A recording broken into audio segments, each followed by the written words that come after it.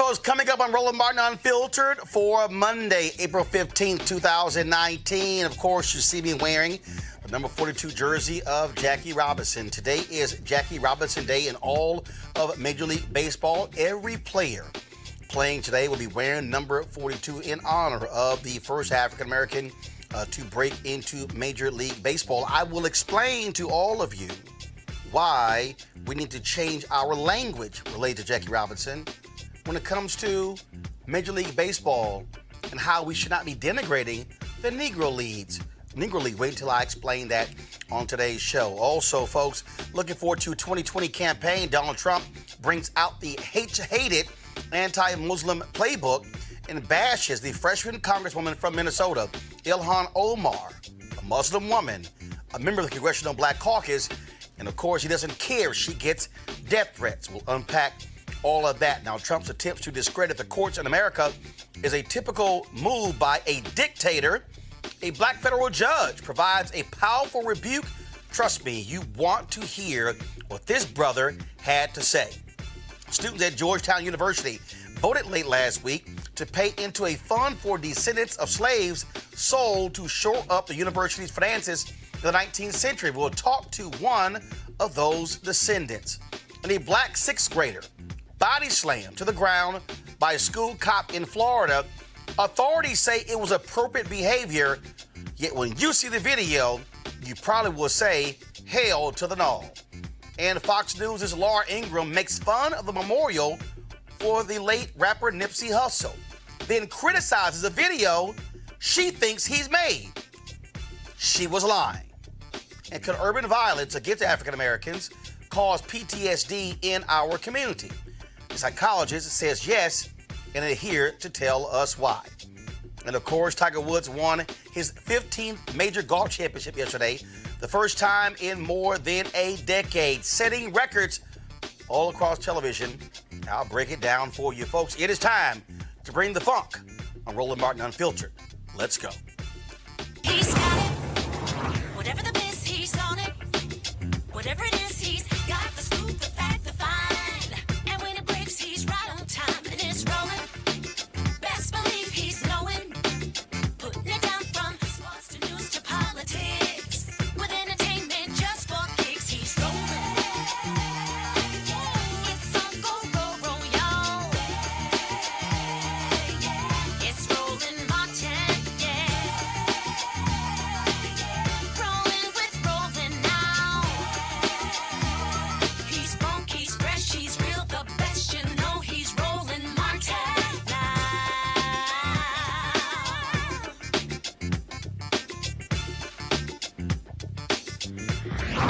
Martin. We need it. All right, folks, Donald Trump and his allies are attacking a black woman who's also Muslim, Minnesota Congresswoman Ilhan Omar. The attacks are supposedly about her not giving proper weight to the 9/11 attacks, but they really come from the same place as Trump's statements on Mexican rapists, the Muslim ban of five people on both sides. This is real simple.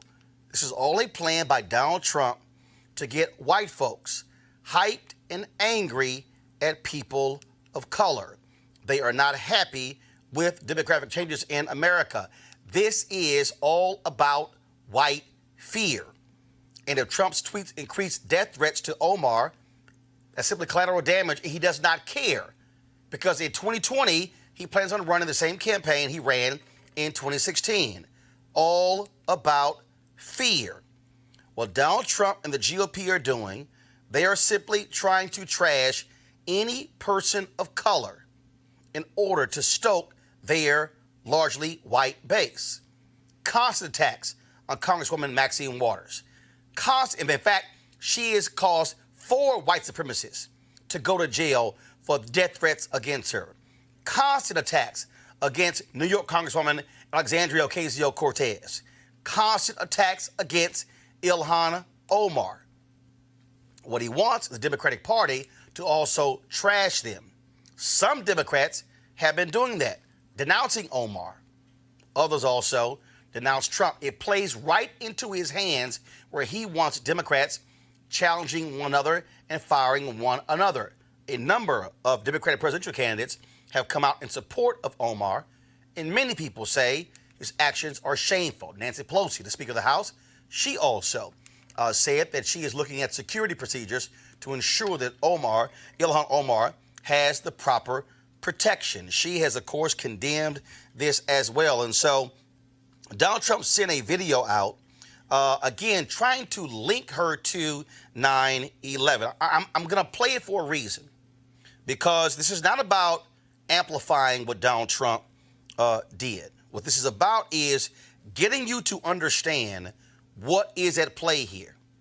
And what we have that's at play is a man who will do, let me be clear, a man who will do anything and say anything in order to win. You need to understand what he is doing. The New York Post, their front page story on Omar. What did they do? They also, of course, tried to somehow suggest that she was trivializing 9/11. Then you have Congressman Dianne Crenshaw, a veteran, who went along attacking her as well, even though she sits on the commission trying to ensure that those who were impacted health-wise by 9/11 get paid. Guess who doesn't sit on that? Dan Crenshaw. And so what you have here is by design, a Republican president, by Donald Trump, backed by his own party. 89% of Republicans support Donald Trump for president. And you hear him attacking her. So this is the video. And I want you to see it because you need to understand what people of conscience are up against in 2020. We are up against a man and a party that will do anything, say anything in order to remain in power. Steve Bannon has already said that if Donald Trump wins another 4 years, he will be unleashed because there will be no repercussions for him not to do whatever he wants to do. This is what Donald Trump sent out 3 days ago on his Twitter feed. CARE was founded after 9/11 because they recognized that some people did something. So you have no idea right now? Oh, there's another one. Another plane just hit. Some people did something. Oh my goodness, there is smoke pouring out of the Pentagon. Some people did something. It just flew straight into it.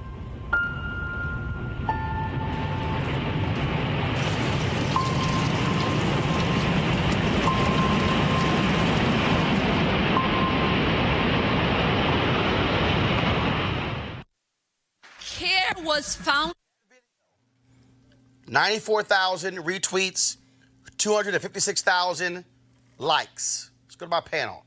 Dr. Avis Jones-DeWeaver, leadership strategist, who joins us. Linda McAllister, political analyst, former GOP congressional candidate, and also Malik Abdul, vice president, Black Conservative Federation. First, I'll start with you, Liddy, and that is, here's a man who first, on 9/11, mentioned how his building now will be the tallest building in New York as a result of the World Trade Center towers coming down. A man who said that he helped when it came to the rubble in New York, lie. A man who said he saw Muslims celebrating across the Hudson in New Jersey, lie. A man who said he donated $10,000 to the Fund for Survivors, lie. A man who said he knew a number of people who died that day in New York City, lie. So for him to attack Congresswoman Ilhan Omar when he himself has lied repeatedly about 9/11 shows what kind of man Donald Trump is, Lenny. Well, we're talking about it in the wrong ways. He's a politician. And we have seen for years that politicians will use whatever they choose to use in order to make sure that they can win. I mean, I just had a history lesson just last week with people in regards to the 1990 Jesse Helms ad against Harvey Gantt and the use of the word quota. This is the same type of thing. It's more aghast in regards to the fact that we're talking about 9/11 and we're spinning words there. But it's the same playbook, and we've seen it in American politics for decades, if not for centuries now. The problem is what you're finding more and more often is people are willing to be violent. People are willing to try to plan to take other people's lives. And as I said, when we approached 2016, we're moving into the 1960s all over again, just with more guns and a smaller world due to social media. And this just seems to be an example of it, unfortunately. Avis Jones DeWeaver, again, when you look at what Donald Trump is doing, he ran on fear in 2016. He's running on fear in 2020. He wants to send the signal to white folks, look, demographics are changing. I'm your last great white hope. Absolutely. I mean, in my eyes, this is more than just regular political speak. On the one hand, as you mentioned, it's absolutely playing into white fear. It is propaganda, I would say. This is more than regular politics. This is propaganda. That's the type of commercial you would expect to see in authoritarian societies, okay? And in addition to that, I just find it very interesting that here is a president whose wife has some Be Best initiative around anti-cyberbullying, and he is engaging in tactics that we know are radicalizing white supremacists, not only as it relates to this specific incident and the threats that have happened in relation to that, but we know what happened with the individual who sent bombs to various different media outlets, as well as elected officials, current elected officials, and former elected officials. We know about the radicalization of the individual who went into the newsroom in Baltimore and murdered journalists. We know about other instances of individuals who have been radicalized by the statements from this person who is occupying 1600 Pennsylvania Avenue. And he knows it too. That's the thing that I think people really need to understand. He's not an idiot, even though he plays one on TV. He understands what he is doing. The point is he does not care about the implications. So he is willing to risk lives and actually see people die in order to stay in power. And that is something we need to face, no matter how ugly it is to admit it. That is the harsh truth. Malik? The idea that a politician should use some sort of tragedy. Okay, Malik, hold on one second. We have some issues with your audio. Now try again. Let's see if we got it figured out. Can you hear me now? Yes, go ahead. Yeah, the idea that a politician is using some sort of tragedy for a political gain, that's nothing new. You just listed off of a number of those things that Donald Trump said about 9/11, and he's been roundly criticized for that. Congresswoman Omar, she's made comments that people have found offensive. What has happened is that, well, people have said that, well, we're trying to interpret what she meant. And as I said on the show several times, she may have not meant it the way that those things have come across. But the reality is that what she said was that some people did things, and some people did more. It was more than some people just doing things. Terrorists. People came to our country. They were in our country. They terrorized our country on that day. So it wasn't that some people just did things. Some people did a lot of bad things. And I think that is where the missing link is. But the idea that Donald Trump somehow is playing to some sort of fear that's different than any other political fear, whether it's John Lewis talking about John McCain or Mitt Romney, it's the same sort of fear. So I don't see. I saw the ad and I was like, how about that? Here's the deal, Malik. Here's the deal, Malik. If we want to be serious about this, and he wants to attack Congresswoman Ilhan Omar, look at the praise Donald Trump has constantly given to Saudi Arabia. And where did most of the terrorists come from? Saudi Arabia. When you look at Khashoggi, how they killed a journalist in the United States, Donald Trump praises them. The bottom line is he should be roundly condemned for it because he's also simply a hypocrite. Well, sure, you can say that you're right. He has been roundly condemned, but you can say that he's being a hypocrite. But I don't think that him being a hypocrite is any different than any other politician, whether it's the former attorney general. I'm not discussing any other politician. I'm discussing Donald Trump. I'm discussing the man sitting in the Oval Office who has no sense of decency, a man who doesn't care if somebody else receives death threats, a man who simply will lie with impunity. That's who I'm discussing. Yeah, and that happens all the time. We have politicians making those same comments about Donald Trump now, whereas they're not calling for any death threats, and Donald Trump isn't either. But there are politicians now that are calling for, whether it's Maxine Waters, whether it's Cory Booker, those people who are in my view inciting violence in the same way that many believe that Donald Trump. No, how? How is Senator Cory Booker inciting violence? What's your evidence? The one that said you had to get up in their faces? He wasn't the one who said that? No. You said he did. What's your facts? Back it up. You said Senator Cory Booker and Congresswoman Maxine Waters inciting violence. Where are the facts? Well, I think we talked about it on your show. So you're saying that they didn't make those comments? No. I'm asking you. Where's the proof? No. You're asking me to confirm something you said. Where's your proof? What did they say? Well, I don't have it right here. I can pull it up on my phone. Pull it. Okay, fine. No. Pull your phone up. I'm gonna go to Lenny. Lenny, your thoughts. Well, the bottom line is Donald Trump, ever since 2015, had no problem telling people, hey, if you just knock this guy out at my rally, I'll pay for your legal fees. You know, in my day, we would carry them out on a stretcher. This is something that's been part of his rhetoric, the bad boy, tough guy rhetoric, since he came down that escalator in 2015. This is nothing new. The difference is that as president of the United States, it puts a certain type of political blessing upon it that does oftentimes have the influence of making people go from rhetoric to action. That's what we have to be mindful of. And I think that when we look at how to deal with this, we're going to have to make sure that we have leaders that are going to look at political solutions on both sides of the aisle. You're going to have to see more Republicans take a step back and say, even if the president is going to say something that we would disagree with from a rhetorical standpoint that's out there in the public sphere, we have to come back and say something that's going to make sense and redirect people with conservative principles, with Republican principles that are going to allow people to not only have a direction, but I would dare say from a political standpoint, start reestablishing some trust in the Republican brand again, because as we well know, the Republican brand has taken a hit with the middle and the left over the years that Donald Trump has been on the scene. Avis, before I go back to Malik, hopefully he's found his proof. Avis, the bottom line is Republican brand is irrelevant. They care about power. They will support Donald Trump until the end. Absolutely. They don't give a damn about the brand. They've shown that by their actions and by their inactions related to this person. That's reality. Now, I think it's very important that we talk about his particular behavior in the broader context of the history of this nation and the contemporary reality of this nation. The fact of the matter is there has never been a left-wing terrorist machine like there has been throughout the history of this nation. We have always had right-wing racist terrorists in this country that has largely targeted Black people.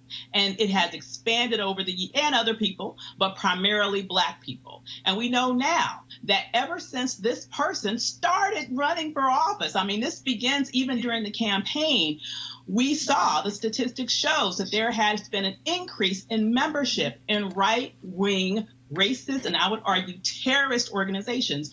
We also know in the past 2 years since he's been in office, there has been a spike in right-wing terrorist violence in America. So you know, it's interesting to me how people are trying to make this argument that this is just another way that politicians on both sides rally their base. It is not the same. This is like the ultimate false equivalency. You know, what do we have in this nation that is similar to Nazi organizations or the KKK in terms of constantly perpetrating violence against individuals of color? We just had churches burning down in Louisiana. We just had people shot and killed in synagogues. We are having this type of activity all the time. And what do we have in common? We have it happening under auspices where you have a president of the United States spewing racist, hateful rhetoric that is emboldening these racists, and in his name they are committing these acts. So, you know, I would love to have some sort of theoretical argument about, oh, well, the left does it too. Bull. OK, the left does not do it like this. because there is no equivalent to the right-wing terrorist machine that has been in this country for centuries and that still exists in this country today, and that is being emboldened under this administration. Malik, have you found that proof? Well, I correct myself. It wasn't Cory Booker who actually said the comments about pushing it back. That was Maxine Waters. And what did she say? No. What was the quote? From Maxine Waters? Yes. And if you see anybody from that cabinet in a restaurant, in a department store, at a gasoline station, you get out there and you create a crowd and you push back on them and you tell them that they're not welcome anymore. Hold up. You said you tell them you're not welcome anymore. How is that inciting violence? Well, so if Donald Trump had said that, it wouldn't be inciting violence. No. Hold on. Malik, I want you to. Malik. Inciting violence said, go beat him up. Inciting violence said, punch him. Inciting violence said, I'll pay your legal fees if you knock him the hell out. So you're violence is a physical confrontation. Okay. No, Malik, I'm asking you. You are a Republican communications consultant, right? Mm-hmm. Which means you advise folks on how to communicate. Right. She said, tell them you're not welcome. Where does she say go beat them the hell up? Well, you're referring to comments that Trump made, I believe, in 2015 or 2016. So if we're going to talk about things that he actually said, things that incited people to violence, we have to refer to 2016. So I'm asking you again. Where's the comment where Congresswoman Maxine Waters said, "Gay, go knock them the hell out, and I'll pay your legal fees"? Did she ever say that? As someone who's known people who have been attacked because they're Trump supporters, as someone No. Nice deflection. I'm asking you again. Where is the Malik? Where's the statement? Malik, where's the statement? Where's the statement where Congresswoman Maxine Waters said, "Go beat him up"? Well, that's how I interpret the statement. I thought so. Much like you interpret Trump's statement. No. Actually, no, Malik, you're wrong. I don't interpret Trump statements. Yes, that's what we're doing now. No, I read Trump. I'm sorry. I'm sorry, Lenny. I'm sorry, Lenny. Because that's a convenient argument. Let me go to the other Republican. Lenny, didn't you previously say about 3 minutes ago that Trump said at his own rallies, beat him up, we used to knock him the hell out, I'll pay your legal fees? And to the larger point, this is the problem that the Republican brand has, is we have this intellectual dishonesty going on. The bottom line is this presidential candidate moving into winning the election. I'm not intellectually dishonest. Well, you're either that or you completely are ignoring. Hold on, one second. Lenny, go ahead. Then Malik respond. I have an opinion. Malik, let's just be honest. This is what Mr. Trump did say. And on top of that, you did see people attacked at his rally. Now, I understand why you may want to say that didn't happen. I get it. When you wear the hat, you got to walk the rhetoric. But if we're going to be honest with ourselves, this did happen, and it was said. Hold on, Malik. Don't talk over. Lenny, finish your point. Malik, I'll go back to you. Lenny, go ahead. The bottom line is Mr. Trump did say these things, and these things did happen at his rallies. In fact, one African-American man that attended a rally got basically elbowed by an older white man, and I do believe it was in North Carolina where this happened, soon after the "I'll pay your legal fees" statement was made. So these things did transpire. There's been a lot of skirting the line and then acting as though these things weren't said afterwards. This is what's unfortunate. Now, we as conservatives, Malik, and I would ask you in essence, that you would at least be honest with this, remember this, and then help walk this back so that we can make a better country. I understand the allure of the hat, but at some point in time, what's underneath the brim of your hat needs to mean more, and what's supposed to be in your breast is supposed to mean more for the country than what you're wearing on your head right now. Malik, your response before I go to my next topic. Well, first of all, Lenny, we've never had a conversation, so you don't need to have on the show telling me about intellectual dishonesty. I've criticized Trump's comments generally as Republicans, not specifically you.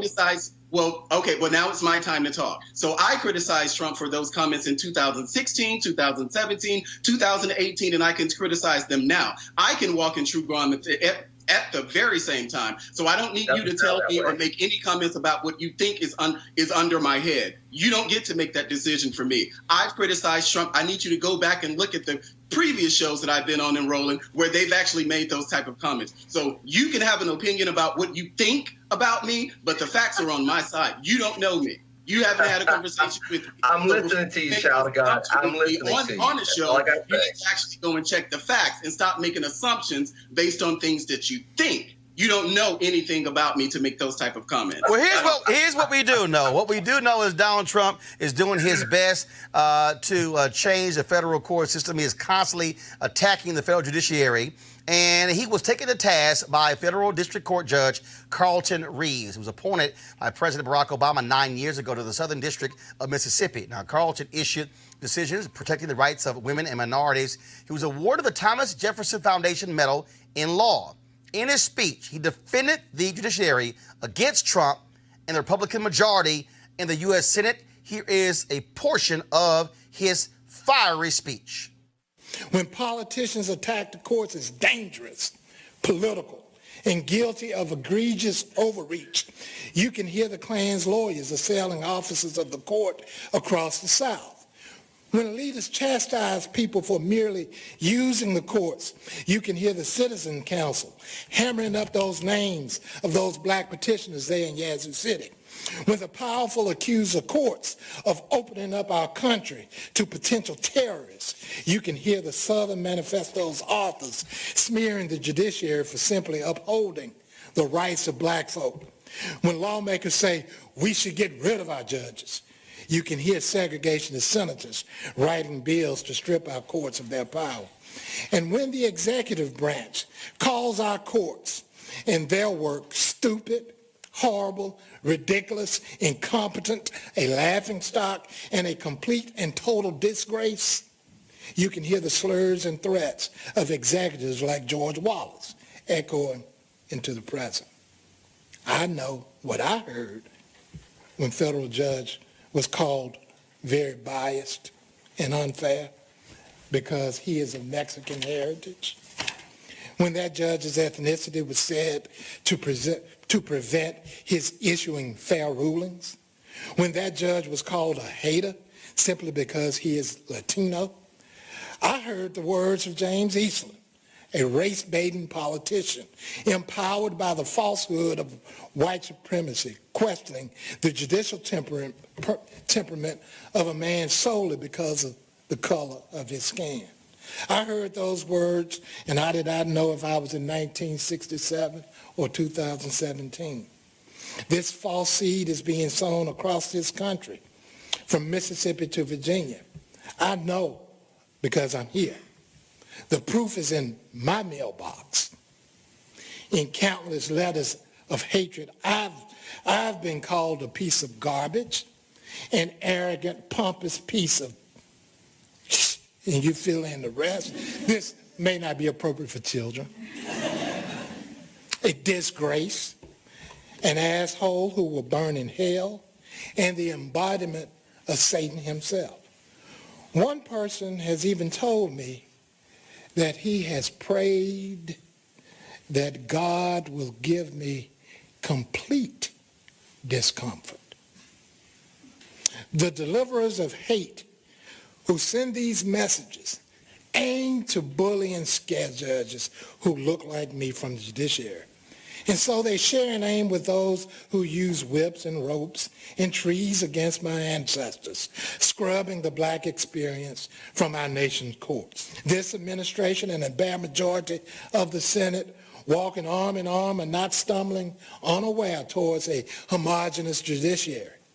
Think of the slurs against Judge Curiel. Think of the nominations to the bench of those who call diversity code for relaxed standards, who call transgender children part of Satan's plan, who defend the KKK in online message boards, who led voting suppression efforts for segregationists like Jesse Helms. Think of the pattern of judicial nominees refusing to admit, like every generation of nominees before them, that Brown versus Board was correctly decided.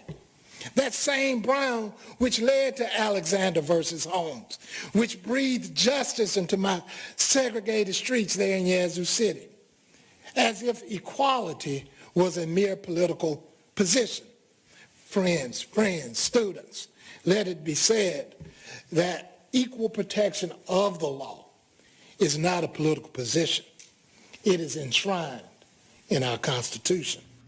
Oh, fever in the funk house, Avis. All I can say is amen, amen, and amen. I mean, I think it's very important that we realize the reality of the moment that we are in. And, he very eloquently laid out the struggle that we are facing right now in terms of what has been unleashed on this country. This administration and this specific person has tapped into an ugly, racist underbelly that never left, but at least for a period of time felt some level of social disdain, and therefore was a little bit more undercover in their abilities and maybe hampered their activities. But you become emboldened when you have a president of the United States who calls Nazis and KKK members very fine people, right? You become boldened when individuals who are white commit terrorist acts and they're never, ever even mentioned in a tweet. I mean, it's never even acknowledged by the president. But you have that very same person calling black football players who merely want our law enforcement to not kill unarmed people, to have that person call them sons of bitches. This creates a reality where those hateful forces are unleashed. All right, Lenny.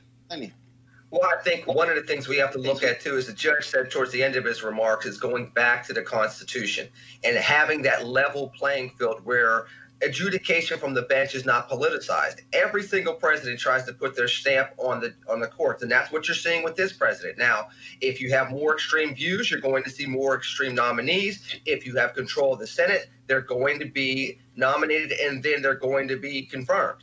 What we have to start finding is more judges that go back to what the judge said. The premise of what we should be doing is equality for all in accordance to our Constitution, which means that when it comes to voter suppression opportunities, they should not be taken upon. Why? Because our Constitution says if you're a citizen and you meet the age requirements and the residency requirements, that you have the right to vote. There is no such thing as playing fuzzy with that. Just the same when it comes to other matters, it should go back to constitutionality. I think that when you start looking at the politicization of the courts, you start losing that. I think we've still lost that previously. Now you're seeing it on the other side. And unfortunately, it's pulling the country further apart. There's a way to get back to it. And I think the judge hit on that, not just from the rhetoric that we're hearing around the country, but also to what the courts need to be and how we should be looking to adjudicate these issues moving forward. All right, Malik. Yeah, the judge's comments, not very much about it surprised me. I've lived through the time where whether it's comments that were made about Scalia, comments that are even now made about. But that's a homeboy from your state, Mississippi. What does that mean? The fact that he's from Mississippi, I disagree with people. I disagree with my own family and friends from Mississippi, so this is nothing new to me. But my point here is that the idea that a judge or anyone would criticize someone in the judiciary or even the president for that matter, it doesn't surprise me. And, this is the position that the Republican Party is in, because for years, well before I came to the party, the Republican Party was the Tea Party. So, that things that are said now, these are the same people. I don't think that Donald Trump actually created new people or found new people. These are the same people that have been Republicans all along, and we can rightly criticize them. No, that's not true. Malik, that's not Roland, Lenny, about 30 seconds go, Lenny. 30 seconds. Number one, the Tea Party people Malik, please. The Tea Party people that first got on board were people that actually knew fiscal policy. Those were Ron Paul people. Then the Tea Party got hijacked by people that were opportunists that started taking it to the far right, and you started getting more and more what you've had starting in 2012 and now going into 2016. Two completely different groups. Wait a minute. You said you weren't here very long. You barely remember the Republican Party, let alone the Tea Party, but you're going to tell me about history when I was there doing the rallies. Please just listen for a second. Two different groups. With guns? And you weren't there. Obama rallies with guns? You weren't there. Pardon me? Were they? Who were the people who showed up at Trump rallies? I mean, at Obama rallies with guns, expressing their Second Amendment rights?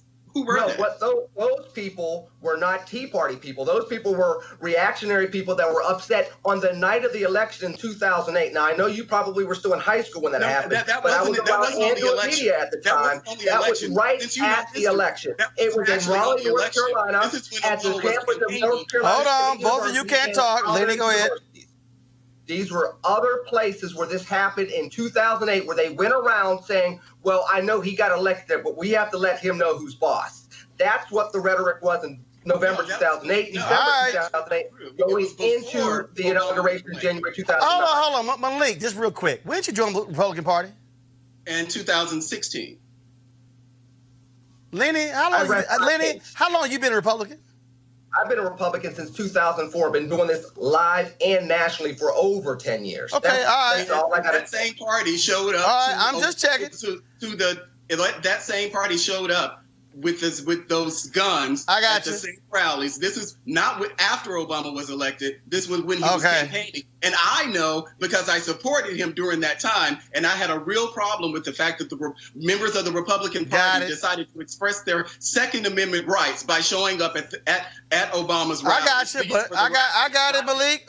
I got it, but it's a whole bunch of new people who loving Trump. Y'all got to go to my next story, which explains why the courts and the judges absolutely matter. A federal district judge in New York ruled that a Trump administration plan was motivated by, quote, a discriminatory purpose of removing non-white immigrants to the country. This is all part of Donald Trump's pattern of keeping America white. In the backstory, the Trump administration wants to end something called temporary protected status, or TPS, for certain immigrants. Basically, when refugees come to the U.S. to get away from war or a natural disaster, they are temporarily protected from deportation. For Haitians, the year was 2010. The event was the earthquake in Haiti that killed hundreds of thousands of people. The Trump administration wanted to send 50,000 Haitians back. Because of an earlier court ruling, the administration moved the termination of protected status to 2020. But late last week, U.S. District Judge William F. Kuntz in New York, he ruled that the Trump administration plan had, quote, reverse engineered the TPS review process to achieve the desired political outcome, the termination of Haiti's TPS.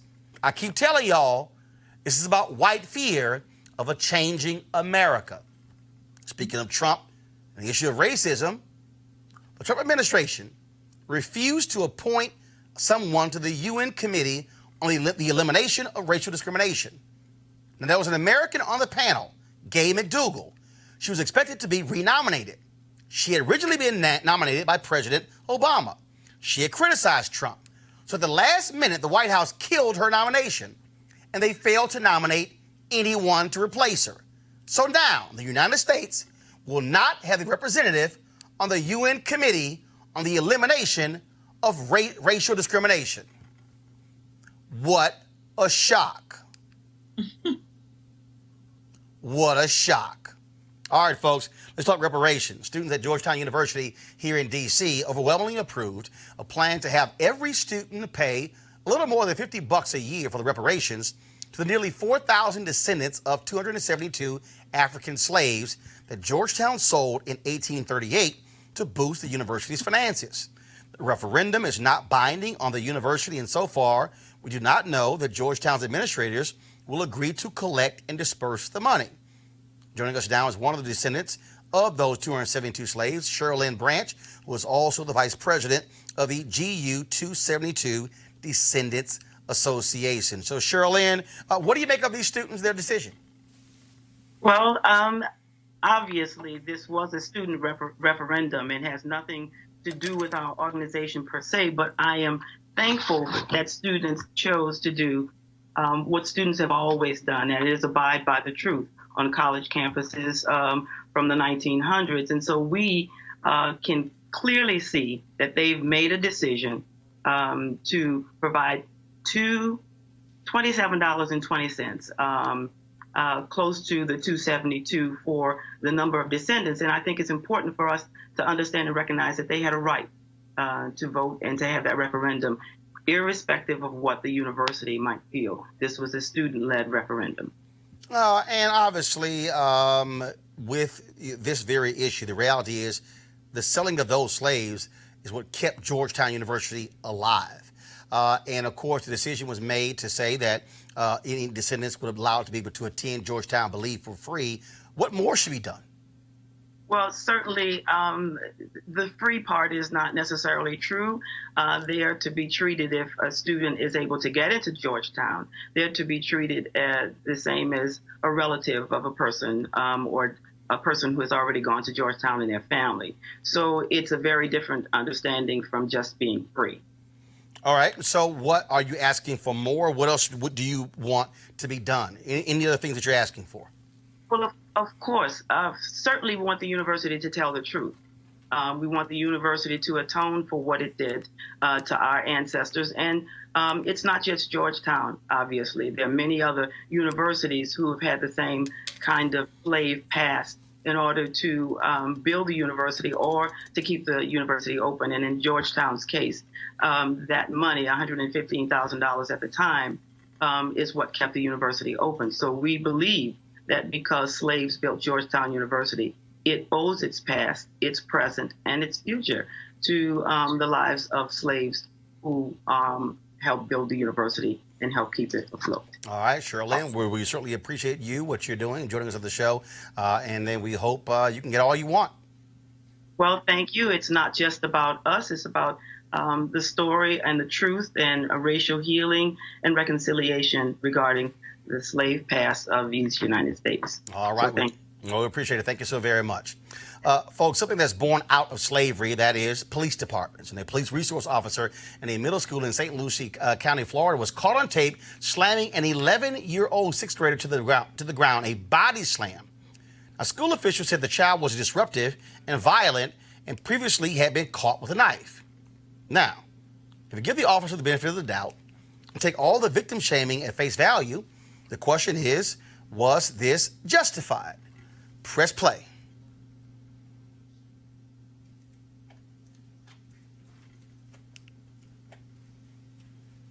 Now, folks, do you see that video?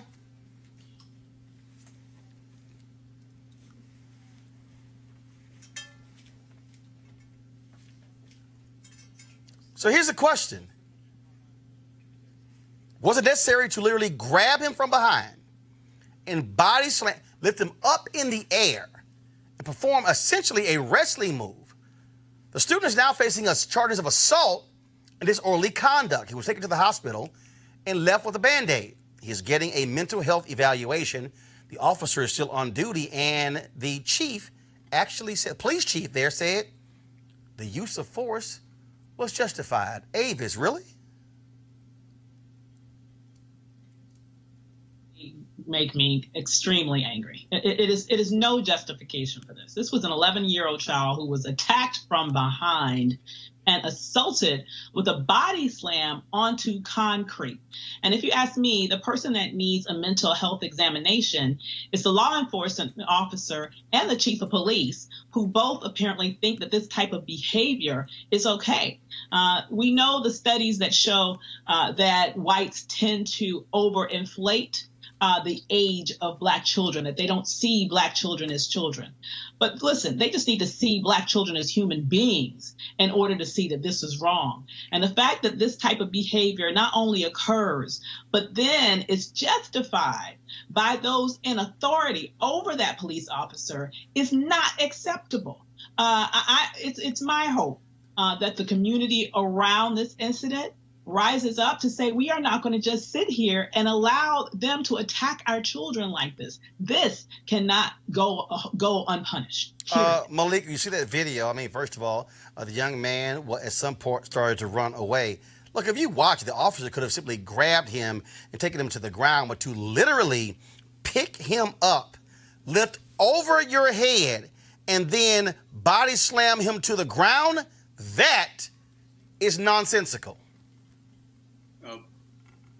Whether it's this event or any other events like it, we don't know what happened beforehand here, but it's totally unacceptable I see no rationale for why someone as big as that police officer would need to, whether the child is white, black, Asian, Hispanic, or whatever. I see no rationale for why a police officer would have to respond to anyone like that. You mentioned white, black, or whatever, but Lenny, the reality is we don't see videos like this of white kids getting picked up and body slammed. But we sure as hell will see it with black kids.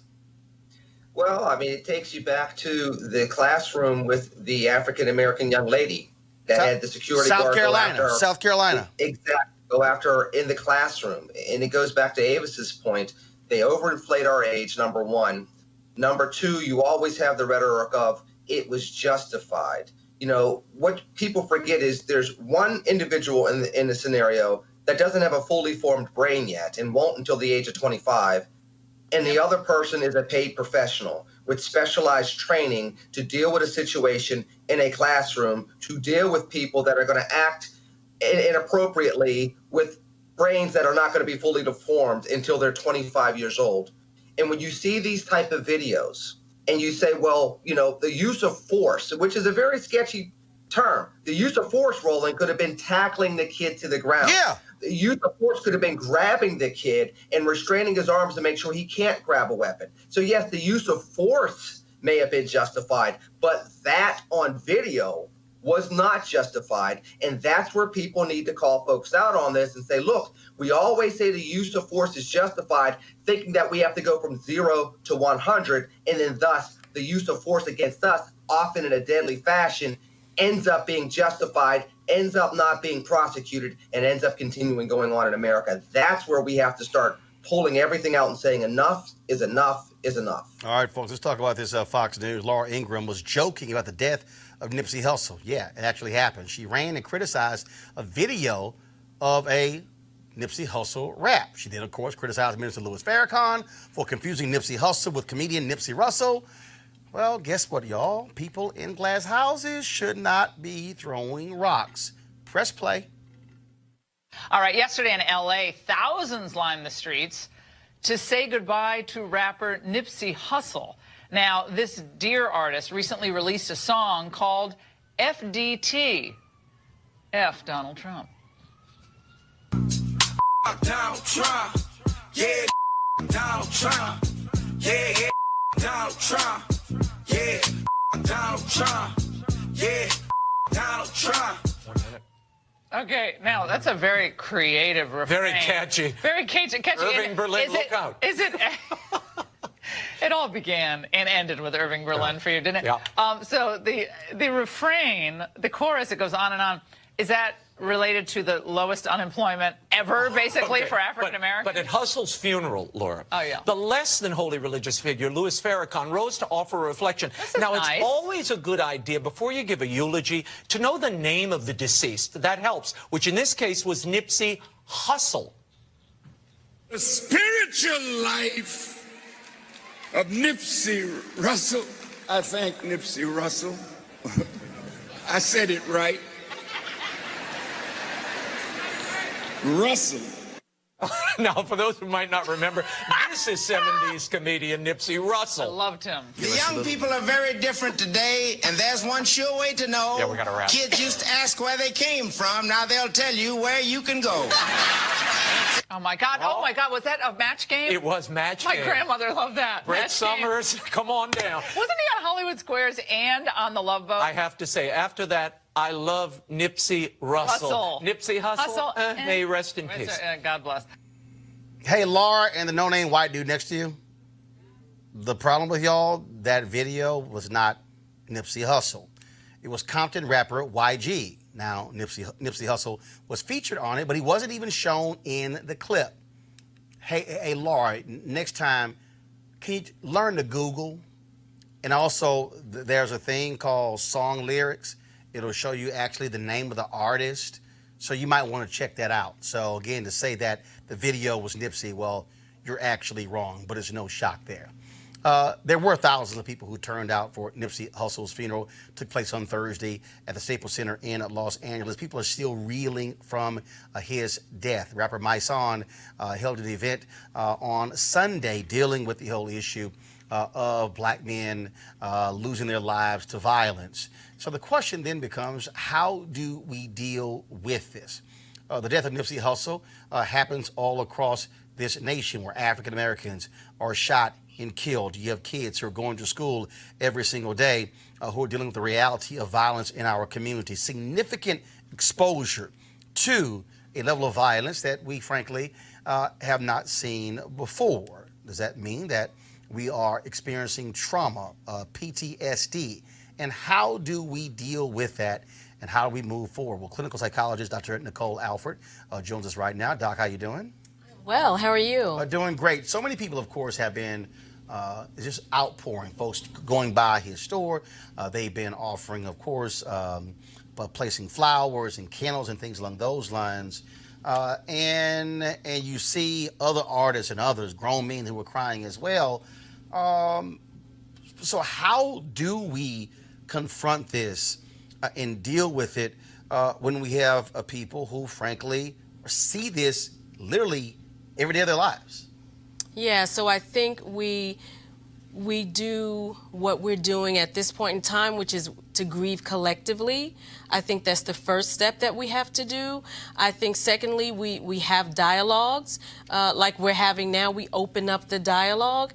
And I think, frankly, we have to start understanding and being able to admit when we're not okay. And so when we have people like Chance the Rapper, and we have people like Taraji Henson, and we have people like Jennifer Lewis who come out with their stories of grief and trauma and depression and suicidality, that allows us to open up the conversation and to have a dialogue. But what about when you don't have a funeral at Staples Center?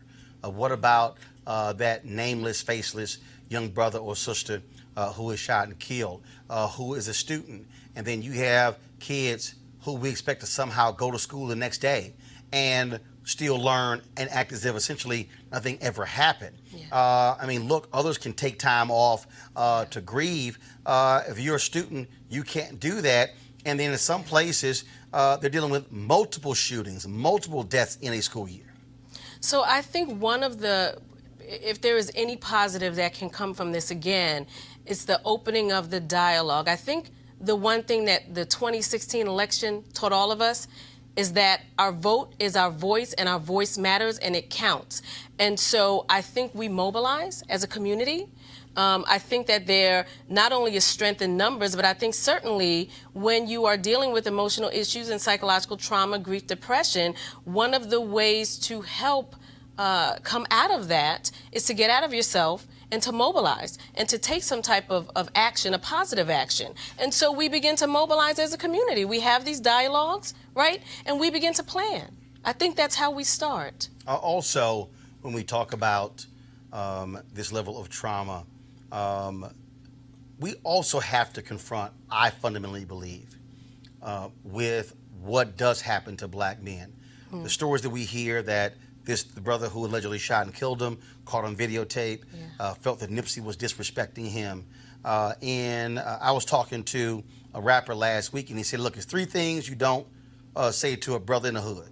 You don't call him gay, you don't say he's a snitch, and you also don't question his manhood.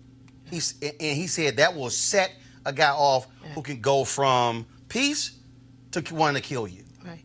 That speaks to, again, this something totally different that we have to confront, because killing somebody should not be the end result of a disagreement. So, absolutely, you're right. So here's the thing.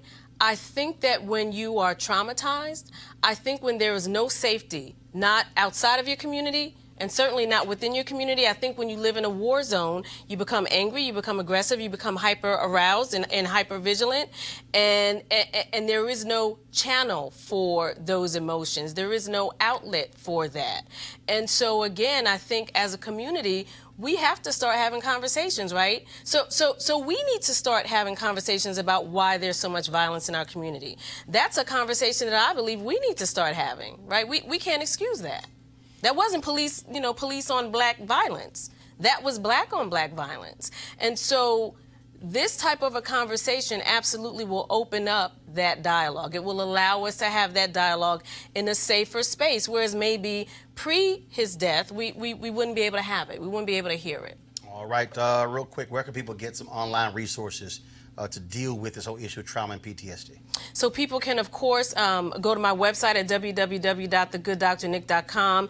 The National Alliance on Mental Illness, NAMI.org, has a wealth of resources, and so any one of those they can find resources. All right, Dr. Alford, we appreciate it. Thanks a lot. Thank you. All right, folks, some breaking news here. Here we go to my iPad. Dr. William Barber just tweeted this. Breaking news, we won and God prevailed in Wake County District Court today. Judge overruled prohibition against entering the North Carolina General Assembly building. This overturns a 2-year restriction. Reverend Barber also tweeted the state is on record saying that one reason they didn't want me to come back was concern that I might attend May 1st teacher event and cause more people to attend. This is profiling, and it was overruled today. No shock. Republicans in North Carolina, they don't want Reverend Barber and others. They are protesting their shameful and illegal actions there in North Carolina. So Reverend Barber, way to go, beating them in court. Got to go to a break. When we come back, we'll talk Tiger Woods and Jackie Robinson on Roland Martin Unfiltered.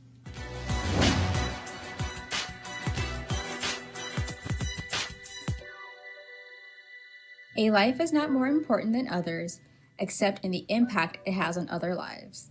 American professional baseball player Jackie Robinson.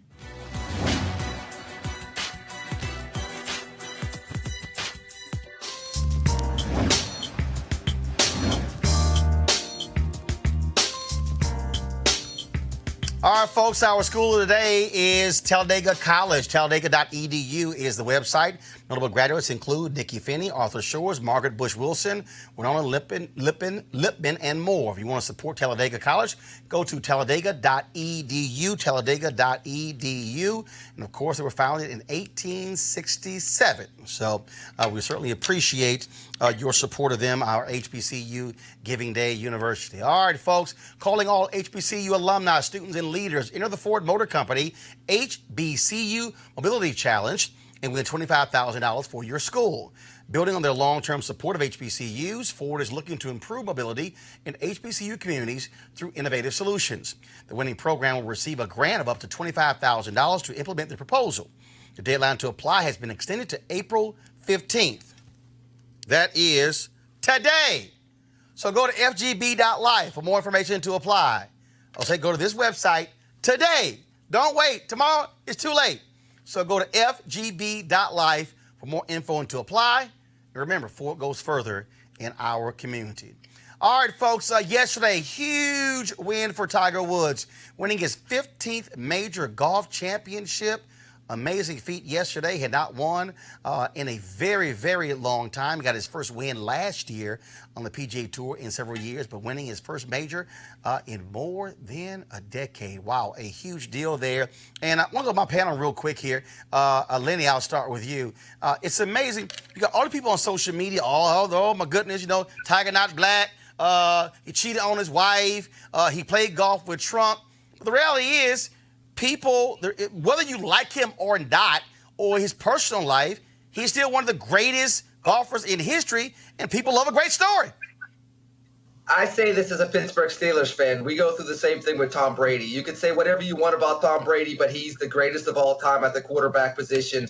Tiger Woods is that in golf. And to see somebody come back after so long, not winning, going through all the personal tragedies, and to come back and win and come from behind on the final day of the Masters. It's just another one of those stories that you tell your kids about and say, this is what perseverance is all about. Avis, people say Tiger Woods doesn't call himself black. Actually, he said, I'm black, but I'm also tired. It's about combination. So it's not like he walked around and said, I'm not black. I'm like Mike Tirico of ESPN, who said, well, you know, I don't really know what my background is, and I don't really need to check. Look in the damn mirror, Mike. But again, I don't have hate for Tiger. I was one of the folks who thought he was going to eventually come back, one of the few people who actually believed it. But again, to me, I just think we get so caught up in this whole idea of Tiger doesn't claim us. Yo, it's a whole bunch of black people who call themselves black who don't claim black people. Well, yeah. Tiger calls himself Tablet Nation. He has the right to call himself whatever he wants to call himself. But I will say that, for me, he has really been what is exciting about golf in recent years. I know that, there are tons of people who never really paid any attention to golf until he first walked onto the scene many years ago. And so it's interesting. It's good. I'm glad to see that he has finally overcome all the demons that he's been facing over the past years as an athlete. It's just good to see this athlete not give up and to come back to the top where he belongs. Malik, real quick.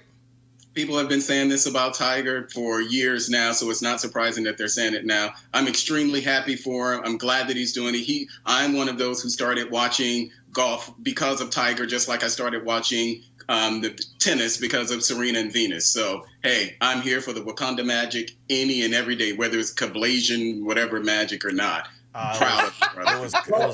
Can I say something very, very real quick? Tiger and the Williams sisters are two examples of the power of a black father putting a vision of greatness in their kids at a very early age. Sustained.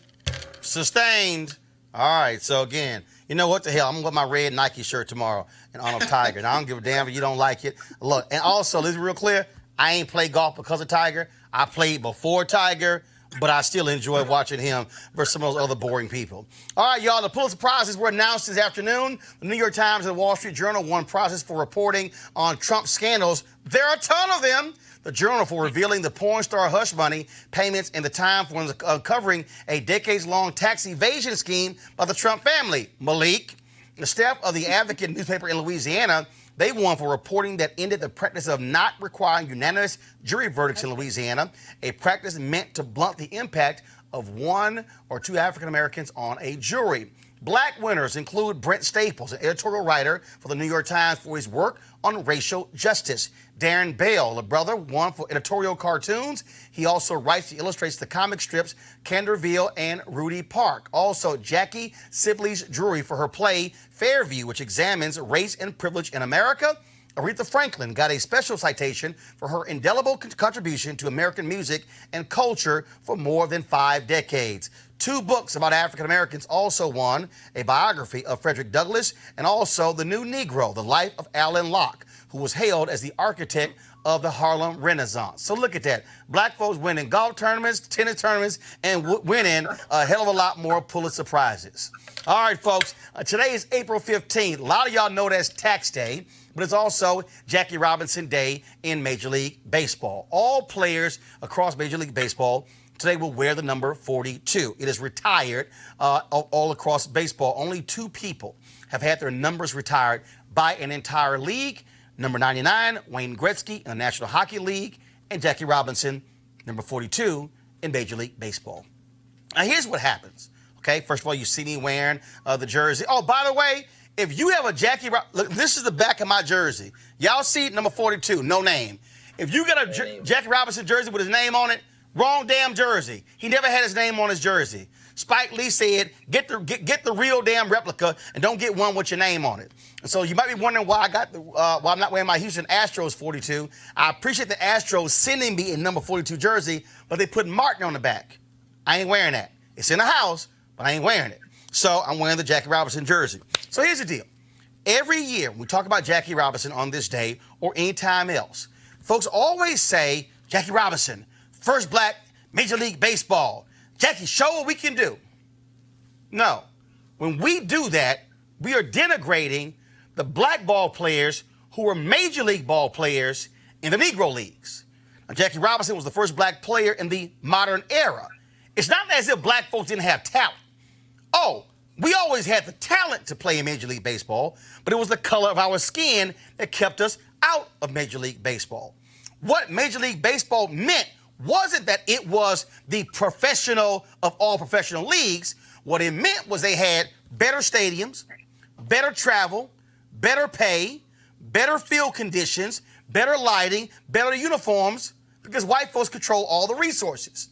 Black folks were limited. Black folks were denied economic opportunities, denied the ability to actually use our talents. And so we as African Americans should always correct someone when they called it Major League Baseball. That was the name MLB. But whenever the Major League white baseball players played the Negro League players whooped their ass. Why? Because there was better talent on the Negro side than Major League white baseball. The reason that's important is because in our history, if we really want to be honest with ourselves, the job that white supremacy has done on black folks has been detrimental to our health. You just heard a doctor talk about trauma and PTSD. We have allowed white America to somehow say that when we cross over, it's better. It's the promised land. That's the real thing. If you worked for a black newspaper, that wasn't real. But if all of a sudden you went to the New York Times, now you made the big time. If you worked at a black cable network, oh, that's not real. Folks told me I didn't have a real show. But if you got a show on CNN or MSNBC, oh my goodness, you had a real TV show. Folks, that deals with us because that then causes us to somehow believe we need white validation in order for us to say we did something well. The reality is Jackie Robinson should have long been in Major League white baseball. So should have Satchel Paige. So should have Josh Gibson and Willie Mays and Hank Aaron and so many others who had to go through the Negro Leagues because racist whites would not give them an opportunity to play the game they love. And so on this day, let it be the last time many of you ever call it Major League Baseball as if it was better than the Negro Leagues. It was not better than the Negro Leagues. I'll give you the last thing. In Texas, when you had integration, before integration, you had the UIL, University Interscholastic League. They govern all of sports. White schools in Texas. Black schools had what is called the PVIL, the Prairie View Interscholastic League. Here's what happened. When integration came along and they merged, they said, well, we're unsure of the record keeping of the PVIL. So the official records for Texas sports will be the UIL because we had more pristine records. So all of the athletic feats of these African Americans were washed away largely because of racism. And so my high school, Jack Yates, isn't given proper credit for the PVIL state championships they won. They only often talk about the UIL championships. Again, white validation. We can go down the line where we see this all across the country. And so if you have a son or daughter, if you have a niece or nephew, do never let them somehow believe that Jackie Robinson was not a major league ball player prior to Branch Rickey signing him with the New York Brooklyn Dodgers. It was the Brooklyn Dodgers before they actually moved out to Los Angeles. Always let them know that Jackie Robinson and every Negro League player were indeed major league ball players, but they couldn't play in Major League white baseball because of the color of their skin. I want to thank Avis, Lenny, and Malik for being on our panel today. I want to thank all of you for watching as well. Be sure to support Roland Martin Unfiltered by going to our Bring the Funk fan club. Every dollar that you give goes to support what we do. I also want you all to do this here. When I open this up, Henry, pull this up. So first of all, go to RolandMartinUnfiltered.com, RolandMartinUnfiltered.com to show your support. Also, real quick here, we have been nominated for our work with the folks at Be Woke Vote for Best Social Content Series and Campaigns, also Best Host. Here we go to the iPad. If y'all go to the Webby Awards, go to their website, you can vote. We got until April 18th. We're currently in first place. We need y'all to keep voting so we can win Best Social Content Series and Campaigns. We'll go to Roland Martin Unfiltered. We have the website on the website where to vote, as well as where to vote for me for Best Host as well. All right, folks, it's good to be back. Oh, I got some good stuff tomorrow because y'all know I got to give more hell, especially to some MAGA hat-wearing people, Malik. So again, I'll holler at y'all later. And again, shout out to Jackie Robinson and his wife, Rachel Robinson, who's still alive. And I talked to them. The Jackie Robinson Museum will be opening by December in New York. I can't wait to be there. I got to go. Jackie, thanks for all that you did. And other black ball players. Holla!